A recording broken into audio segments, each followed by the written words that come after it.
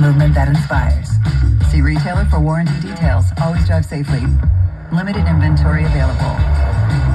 Town Fair Tire is Connecticut's largest name brand discount tire dealer. We give you the guaranteed lowest prices on all name brand tires and honor all manufacturers' rebates. We even honor our competitors' rebates. With over 100 stores from Connecticut through New England and an inventory of over 600,000 tires, you'll always get the right tire at the guaranteed lowest price. Nobody beats Town Fair Tire. Nobody! Name brands and discount prices. Town Fair Tire. Are you living with dry AMD? If so, you could be on the road to geographic atrophy, or GA, a condition that leads to retinal cell death and permanent vision loss.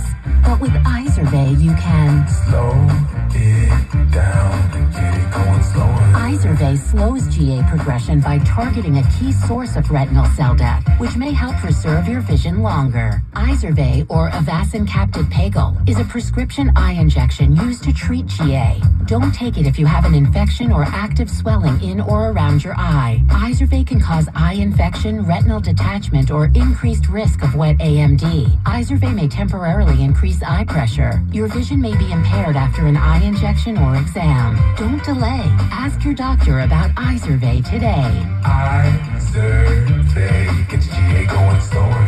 Visit Izervay.com. That's IZERVAY.com.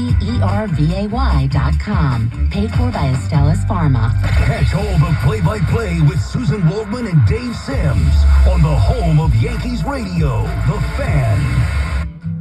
And coming to you live from the Built Ford Tough Studios, Richard Neer in for Boomer and Geo.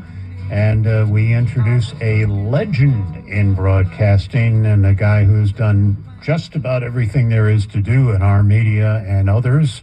Bob Costas joins us now, kind enough to join us on my last show for a while. And our mutual buddy Rick Cerrone said, you have to tell Bob, you have to mention that Bob got our Lifetime Achievement Award from Baseball Digest. So another one of your many accolades, Bob. So you check that box for Rick, who used to be the PR guy for the Yankees and before that the Pirates, and now it's kind of revitalized Baseball Digest, which some of us read from the time we were kids when it was small, like the old Reader's Digest, and now it's a full-fledged glossy magazine. Yeah, and, I remember the Sporting News and, all those publications that you just were on the newsstand and you just waited to get them the day they were released. I wanted to start out with you with a Mickey Mantle story that I had never heard, and maybe it's been out there, and I saw it the other day, and I said, this has got to be apocryphal, and I asked you, and you said, no, it's true. So you have the stage. Tell us the Dinner with Mickey story. Yeah, Mickey and I became pretty close friends toward the end of his life. And I was living in St. Louis then, but frequently in New York for all the things I was doing for NBC. And as it happened, we both stayed at the Regency Hotel, which is at 61st and Park. So one night we went to dinner at a restaurant called the Post House, walking distance from the hotel. And when dinner was over, Mickey asked for a doggy bag, which I thought was odd, because we're going back to a hotel, not to somebody's house.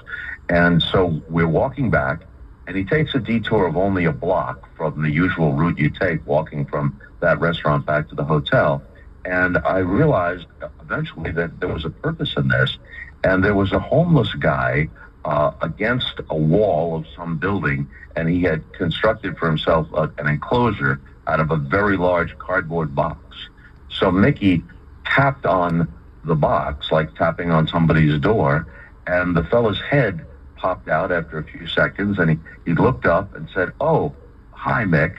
And Mantle handed him the bag, and he said, "Here's your dinner." And it was obvious to me that this had happened more than once. I mentioned that story, I think, to Richard Sandomir in the New York Times many, many years ago. It might have been around the time Mickey passed away in 1995. Just a little glimpse into part of who he was.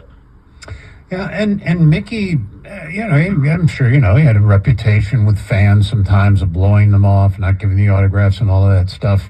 I only had one long encounter with Mickey when he was opening his restaurant. I had 45 minutes to talk to him, and I hung out later, and he was, very, very gracious and funny, and I go, my God, this is my idol growing up, as it must have been yours, and I'm spending time with Mickey Mantle. I mean, how weird was that for you to actually become friends with this guy?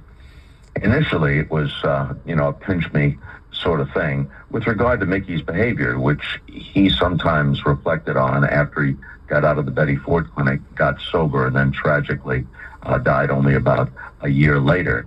He felt very bad about the times when he was less than his best self, and almost always that was attached to drinking. When you caught him at the right time, not only was he gracious, he was a great storyteller. He was incredibly humorous. He was generous.